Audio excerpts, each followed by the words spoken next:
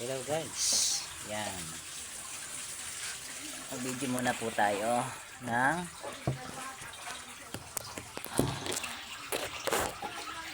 yan, mag-video muna po tayo kung paano tayo ay magkakayod ng niyog mula po sa pagbibiyak ng niyog. Ayun natin, yan po ang niyog.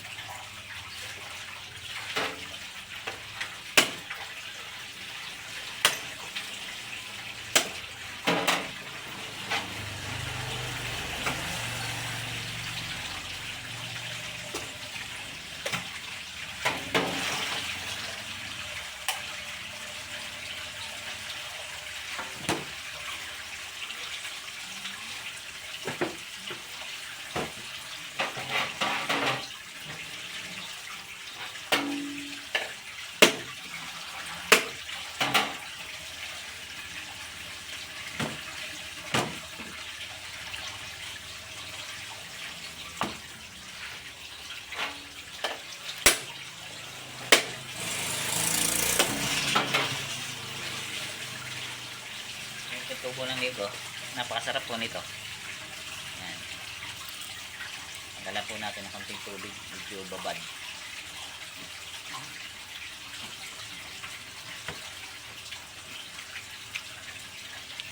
So ready na po at tayo naman po ay magkakayod. Yan, umpisa na po natin na magkayod. Ipakikita ko paano magkayod sa makina. So ingat-ingat po tayo pag tayo po ay nagkakayod. Napakatalas po ng ating talim. Ito po ay di makina.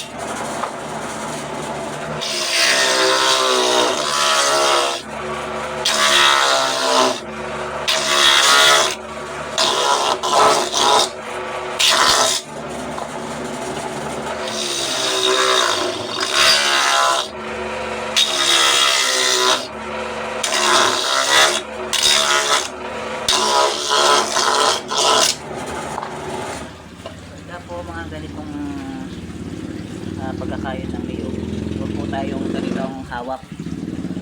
Mentras po na pagkayan po ay sumabit, maaaring masabit din po yung ating mga kamay, katulad po ng ganito. Huwag nyo pong ugaliin na ganito ang pagkakayod sa makina. Yan. Kasi pag sumabit po yan doon sa pinakang laman at kumagat siya doon, maaari pong mahagip yung ating mga daliri. So ingat-ingatan po natin ano po. Ayan. Ganun lang po.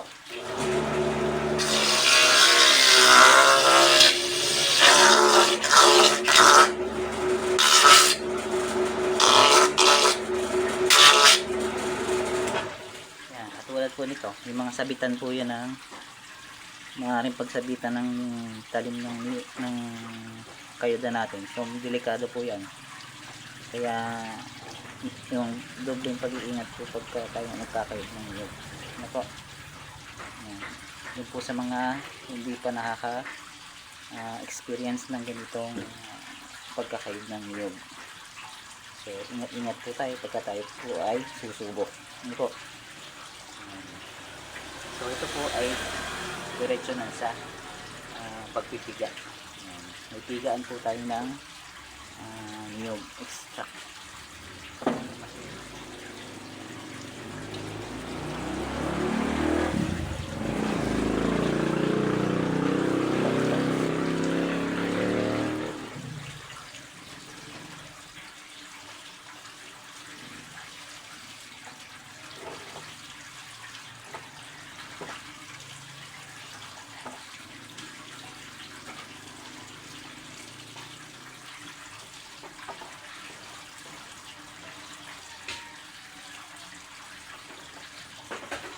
ready na po yan sa pigaan.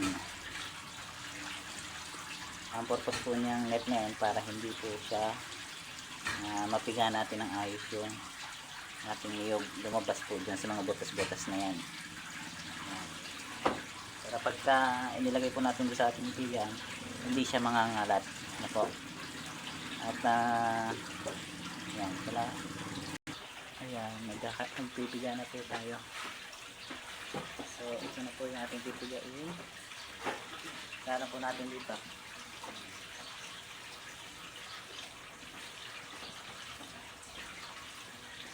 Yan po yung ating starter.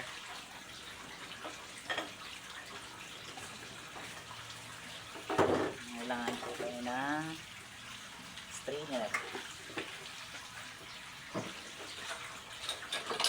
para masala yung mga konting kasama na napapasama na sapal.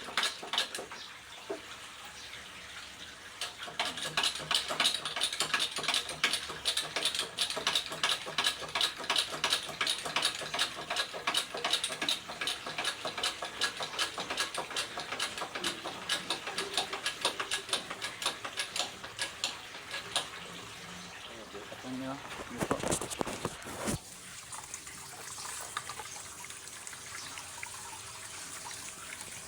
Dito tumutulo ang gata.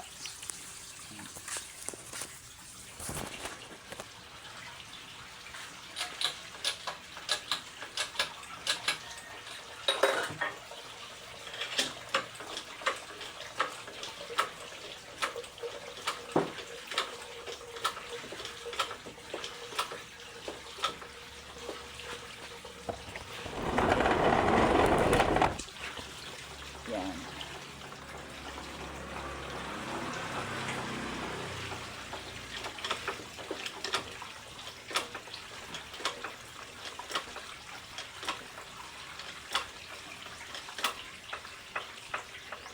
Yan, pigang-piga na po yan. Kumbaga man sa halimbawa ay sa 100%, so yung 95% ay nandiyan na. Pigang-piga na po yan. 90%. Nakuha na yung pinakangkakang-gata. So yan. Kita nyo po may natira pa. Mayroong kasama. Kaya kailangan po natin ng salaan. So yan. Yan na po yung resulta ng ating pinayod na 3 buong niyog. So ito po ay kulang. May 1 kilo o kulang pa. Kulang na 1 kilo na.